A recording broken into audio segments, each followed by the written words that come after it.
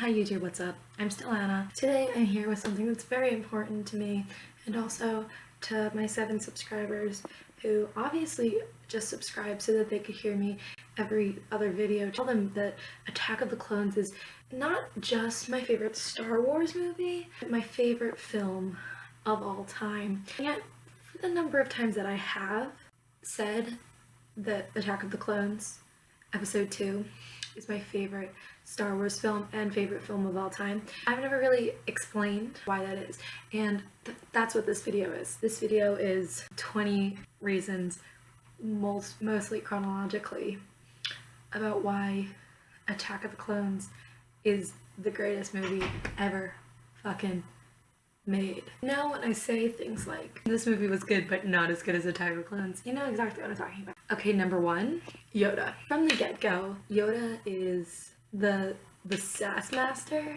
The very first thing out of his mouth, that it was very tragic to hear about Senator Amidala's death, to my girl Padme Amidala. Obi-Wan is worried about Anakin, as he should be. He's like, Anakin, he's a great Jedi, but he's, cocky. Helpful advice from Master Yoda. I've, met lots of Jedi who are cocky. I won't start naming names, but some of them are not Padawans. Some of them are Jedi Knights. Just, off the top of my head. Their names are like, I can't think of anything that rhymes with Obi-Wan. When he's with all the little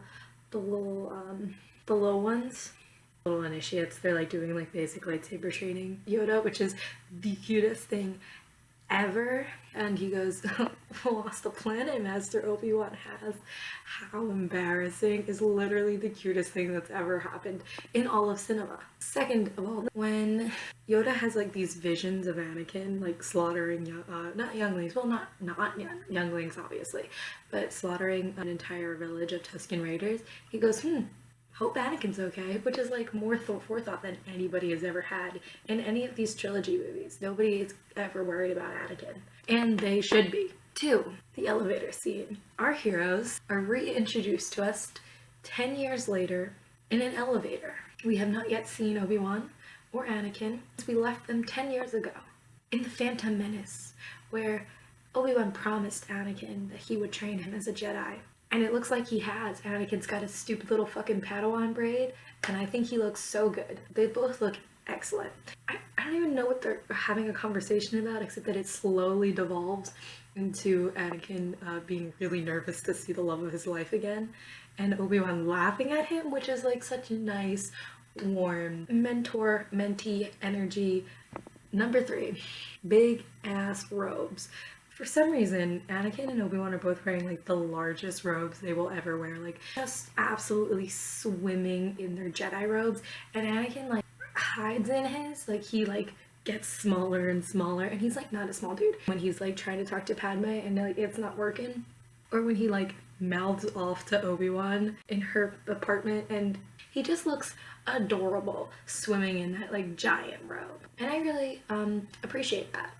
Number 4, this entire film is just like about being 19 years old, kind of bullshit you go through emotionally when you're 19. We begin with Anakin being nervous about meeting his crush, behaving really badly in front of his crush. So first he like tells Padme, a woman, that she's grown, which is like not something that you ever want to hear as a woman. And he tries to cover it up by being like, but by that I mean you're really pretty, and by that I mean this is totally professional.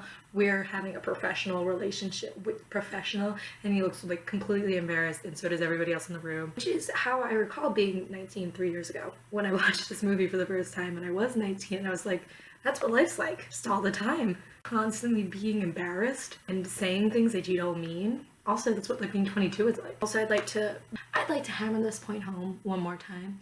His robe is just like so giant on him, and he looks so cute. He looks like a child. He looks like a dumb baby. Doesn't know what's happening to him ever at all. He's like, I'd much rather dream about Padme. Line is literally not cool at all. Nothing he says, nothing Anakin Skywalker says is cool at all, and I think that's so amazing that we just get a whole film devoted to like the feelings that it's like being like a young adult. Like you think you're really cute, but you're like you're not being cute. I do find like all of his whining to be genuinely endearing. I know like lots of people don't think it's endearing and they just find Darth Vader to be whiny, but like he's not Darth Vader, he's 19. He's 19 and he's got a big heart. He wants to do good in the world, but also he's got anger issues. He's never spoken to a human woman before. One thing about the scene where they're outside of Padme's apartment, the one where he goes, not another lecture. I'm saying that he can sense everything that's going on in Padme's room, and Obi-Wan goes, your senses aren't that attuned. And Anakin comes back with, and yours are, like, just trying to, like, be an asshole. And Obi-Wan goes, possibly. Also backtracking to when they're like, when Anakin is mouthing off to Obi-Wan when they're talking about like their duties in protecting Padme, he's just posturing. He really doesn't care that much. Obi-Wan is like astounded that Anakin's talking back to him that much, and it became really clear to me this last time that I watched Attack of the Clones, he literally is just trying to impress Padme. He probably talks back to Obi-Wan a lot. His little why? It's just posturing. He's literally just trying to impress Padme, and it's so hilarious. The way that he talks about Obi-Wan like is so funny the whole time. He's in Padme's apartment. He's really just griping and unprovoked. He's like, Obi-Wan, you know, like I'm actually like better than he is. Like you've seen how cool I'm better. And the fact that Padme, the real hero of Attack of the Clones, just like grins and like yes, you're right. Your life is difficult. Someone tried to kill me this morning, but your life's hard. I really have to be here so that we don't plunge the galaxy into war. But you know, your life, must be so hard to be you. He's a disaster. In the flirting department, he's bad at it. He just dives right into a tirade about Obi-Wan without like any provocation. She's not like, how do you feel about Obi-Wan? She says, yeah, I am a grown-up now, but Obi-Wan still treats me like a kid. Also, he's never been on a solo mission before. Being 19 is really like, I'm an adult now, so I should like be able to do things on my own, but like you can't, and you've never done it before, and then you're just like shoved into the adult world. And I'd like to go back for a second in the film. Also, 19-year-old bullshit is just his like complete inability to like prove to anyone that he is capable of being an adult. So like, you know, sassing Obi-Wan when they're on the car chase. The laughter that he has when he's flying in a way that is making Obi-Wan shit his pants. He's like having a good time because he thinks he's immortal because he's 19. And the screaming when they're interrogating, what's her name? Zam, the changeling assassin who's trying to kill Padme. When he asks her who hired him, he waits like 0 seconds for her to answer before he like screams at her. That might be like Darth Vader peeking through, but also he doesn't have any patience because he's 19. When Anakin is like when they're on the refugee transport ship and Padme is like being like, oh, is being a Jedi hard? Which I think is flirting. I'm not really sure. She's like not being able to like do the things that you want and go the places that you want, and Anakin goes, I love the people that you want. And like, it's a little forward. But, you know, I've received some Tinder messages that have been a little forward, and then he's like twisting the Jedi like code to like be like, I could still have sex with you, Padme. I promise. We could still bang. Because the Jedi code said I'm allowed to love. The Jedi code, by the way, this is not like, the Jedi code does not forbid love. They forbid attachment. So technically everything he's saying is correct. Maybe she'll like have sex with me if I like pretend that the Jedi code is like allowing it. And Padme is no fool. She's not gonna fall for it. Well, she did fall for it, but I can't say that she's like the stupid one in the relationship. The whole time that they're on Naboo is so funny. The two of them, Padme and Anakin, are so pining and dramatic at being in love. I wasn't in love at 19, and I'm not in love now. But I imagine that if I was in love now, or at 19, that's pretty much like what it would be like. Those are my general highlights of being 19, like how the film captures the experience of being 19. There are some other points that might come into this, you know what I mean? Number 5, everyone goes, I sure hope Anakin doesn't do anything stupid. Captain Zavo says, I think we should probably be more worried about Padme doing something stupid. So when Obi-Wan is, like, he's like has no idea where Anakin is, like, at the end of the movie, 3/4 of the way through the movie. I don't know why he thought that either they would stay on Naboo. That's insane. One of them is going to derail the mission.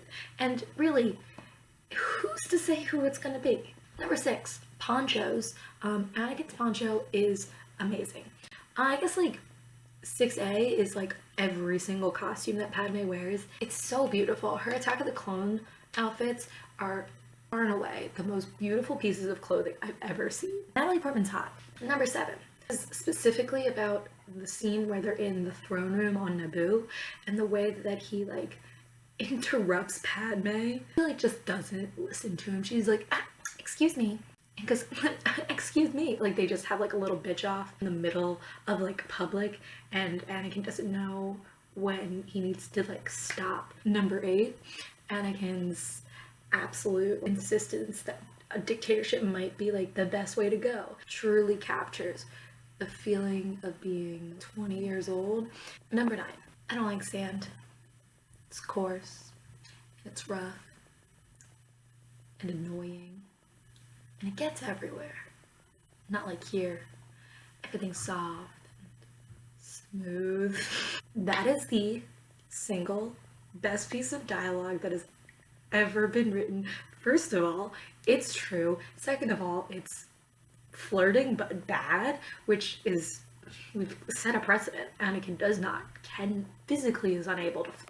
Tries, and then things like that come out of his mouth. And also I feel like, you know, Darth Vader would say that. Number 10, when Obi-Wan shows up going Camino, and he just like is like, I'll be smooth, and I will say that this is my order of thousands of identical men. Obi-Wan, fucking detective movie in the middle of this movie, and it's different than everything else that's going on, but so fucking good. Number 11 is just like, I just find Hayden Christensen like really attractive, so cute. And I was 19 when I saw this movie for the first time, and Anakin's 19 or 20, and Hayden Christensen was 19, and yeah, I didn't see this movie until I was 19 years old. Suck on that. There he is, being pretty, and also a great performance. Might be like, he's wooden, or stupid, or whiny. Like, whiny and stupid descriptions of Anakin Skywalker, not of Hayden Christensen's performance. Second of all, maybe it's a little wooden, but I don't know if you've heard some of this dialogue. It's not natural, and none of George Lucas's dialogue has ever been natural. It's not particular to this film or the prequels. It's, you know, just George Lucas isn't a great dialogue writer, and he was really going for a certain like aesthetic and feel, and he accomplished it. That scene where he's like, when he kills the Tuscans and he's having a meltdown in his stepfather's garage, it's so sad. I like think about it and like I'm sad. He's just like truly, what a great performance. Also, I don't know if you've seen him, he's pretty. Number 12, Across the Stars in particular, but all of the music in Attack of the Clones is unbelievably beautiful. Sometimes it's not subtle. It doesn't matter, because it really sets the tone of the movie. I really think that half the battle of Star Wars is getting the music right, and Attack of the Clones gets the music right. It's emotional, and it really tells you a huge part of the story is being told through music. Are the Imperial March cues subtle? No, but I did not come here for subtlety. I came here for cute guys fighting evil and music telling a story. Number 13, the entire sequence on Tatooine is amazing. Every single shot on Tatooine is beautiful. I love every moment on Tatooine. From beginning to end. They get to Tatooine, Padme's wearing clothes that are impractical for the climate. Anakin's being broody on Tatooine, when he like roughs up Watto a little bit, which I like. I like that he's speaking Huttese. Watto being like a little afraid of Anakin, but also like a little sympathetic, like, oh, this is a kid that I knew. I owned him, but like it wasn't like we didn't have a bad relationship, you know what I mean? And so he's like, oh, I'll help you, Anakin, because you know you were a little kid and now you just want to find your mom. He's a little afraid of him. So good. They get there, he's cold towards Owen for no reason. They're so kind to him, but he doesn't want any part of it, and he just is like, I'm gonna go find my mom by myself, and then he does, and then she dies in his arms, and what is truly the most heartbreaking scene in all of film. Anakin Skywalker holding his mom as she dies in her arms, telling him that she's so proud of him and that she loves him, but she doesn't finish saying that she loves him because she dies, and then him just like completely like, just experiencing that grief, and then killing all those people just because he's so overtaken with his grief, and then having just that such a human moment where he's just a kid who just lost his mom and he doesn't know how to, he hasn't been equipped, not at the fault of the Jedi, I'm not out here trashing Jedi, not at the fault of the Jedi, just he doesn't know how to process those things. He hasn't seen her in 10 years, and when he does,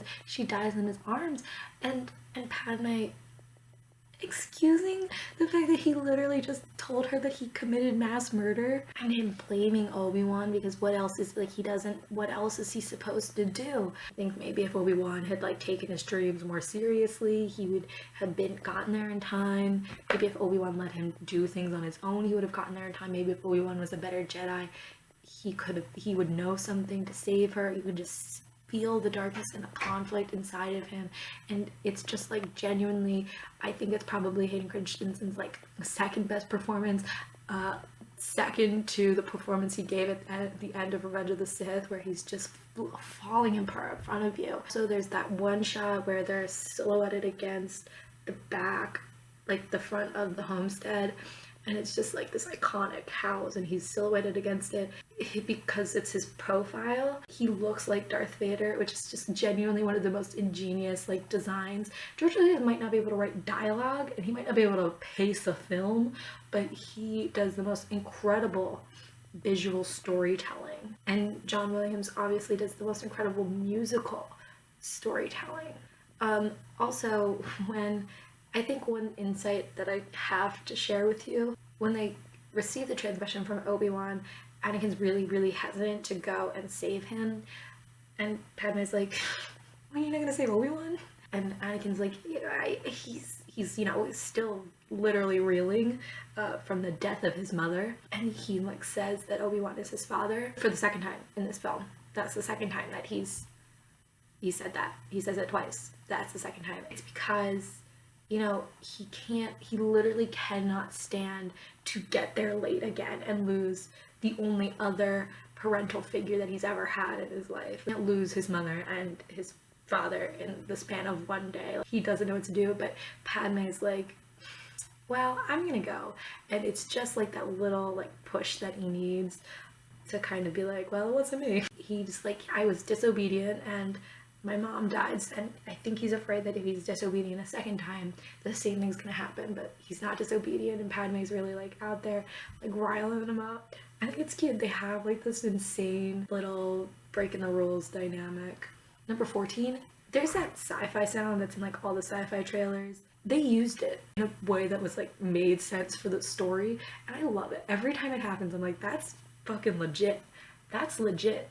Number 15 is Obi-Wan being like confused about where Anakin is and like why he would possibly be on Tatooine. It's so funny. It's probably not supposed to be funny, but Obi-Wan's like, why is Anakin on Tatooine? And I'm like, you knew he was having nightmares about his mom, and now you're like, why is Anakin on Tatooine, the planet his mother is on? Why do you think he's on Tatooine? Number 16. The sequence on Geonosis where Obi-Wan is captured is hysterical because Dooku comes in, oh my god, Obi-Wan Kenobi, I'm so sorry that we captured you. I shall have you set free immediately. And then like, Obi-Wan's just like, I think you might be evil. Dooku's like, I'm not evil. The Senate is evil, and I am not, by the way, working for the Sith Lord that's infiltrated the Senate, because that would be insane.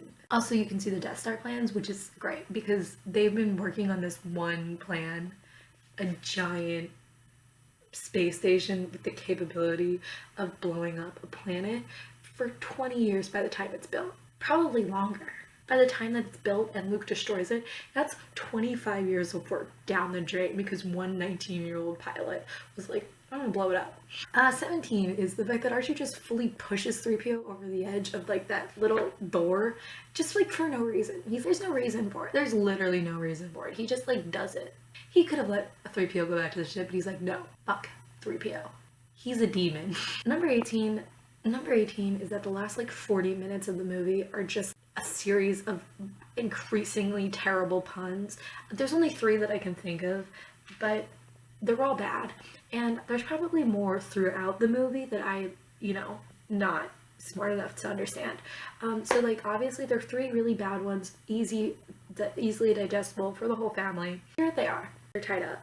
Anakin's not paying attention, and Obi-Wan's like, focus. Anakin, don't get killed by the giant monster that's been sent to kill you. And Anakin asks, like, okay, but Padme's not a Jedi, so what should we do about her? And Obi-Wan just like, it's like, she seems to be on top of things. And there she is, at the top of the post. Second and third of all, when 3PO is being reassembled by R2, because, so R2 is dragging his head across the sand, and he goes, oh, this is such a drag. And then R2 leaves his head beside him, his body, and he goes, I'm quite beside myself. Literally the 3 greatest pieces of dialogue ever written. I said earlier that the greatest piece of dialogue was the I don't like sand line, but these are close contenders, I think. Number 19 is just Obi-Wan being like not grateful to see Anakin coming to rescue them. Like, I get that Anakin and Padme, like, I get that they like immediately got captured. They were on Geonosis for probably 25 minutes before they got captured. Anakin doesn't think that Obi-Wan's proud of him because Obi-Wan greets his rescue attempt with, good job. Number 20 is that Anakin and Padme's wedding sequence, it's not a sequence, it's one shot. It's like literally one shot. It's the most gorgeous scene in like, this, I'm being serious. It's the most gorgeous shot of all of cinema. It might be 2 shots. They're like standing in fucking like Italy or Spain or something with the sun, and Anakin's wearing his Jedi robes and he's still got that janky haircut, but Padme's wearing like the literal most beautiful wedding dress of all time. It's all lace. She looks hot, and Anakin's got this like fucking hand. It's so beautiful across the stars, and then the film's over. Oh my god. It's like, I feel like one trick Attack of the Clones plays on me is that I don't like it, but then like that last shot happens and I'm like, oh my god, that was the best movie I've ever seen. That's what I think. That's what I think happens. Okay, I believe that was 20 points. And I do have just like one little wrap up thing to say. I genuinely, this probably wasn't funny, but I find Attack of the Clones very funny. And I tried to convey how funny I find Attack of the Clones to you. Non-funny way. I find it very, very funny, and also just very genuinely emotional. And I find it to be a genuinely astounding and beautiful film that's beautifully shot. George Lucas is genuinely a really, really talented visual storyteller. Look at one single frame of Revenge of the Sith and you're like, fucking beautiful. And the special effects, well, maybe were a little bit overused.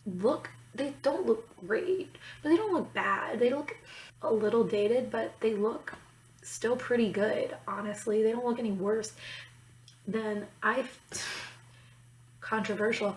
I think there's some things that like look good today that look fucking awful. Like, I actually think Attack of the Clones is told kind of in a series of vignettes, and I think that can make some people feel like the pacing of the film is kind of weird, but I think it was going for like a really specific style and tone, and I think it really accomplished that. And you don't have to like it, but I don't think saying it's a bad film is really helpful. Also, Hayden Christensen, fucking cute. I just think it's a great film, and I think it's told in a series of vignettes in this kind of cool old Hollywood style, kind of evocative of the 40s or 50s. Not that like there were movies being told this way, but it feels kind of old Hollywood, doesn't it? It doesn't feel like a film made in the early 2000s. It kind of feels like an old Hollywood film. Evocative of how, if the original trilogy feels like a movie made in the late 70s, early 80s, these movies should feel like movies made in the late 50s. Early 60s, and I think they kind of do. I'm not like a film expert, and I don't know anything about film. That's just the feeling that I get. I love Attack of the Clones. I love Star Wars. My next video will probably be my February wrap-up. I will talk more about Bloodline and some other things that I read. You don't need to know what they are, but I'll see you then. All of cinematic history, cinematic history. Shouldn't have committed mass murder, Anakin.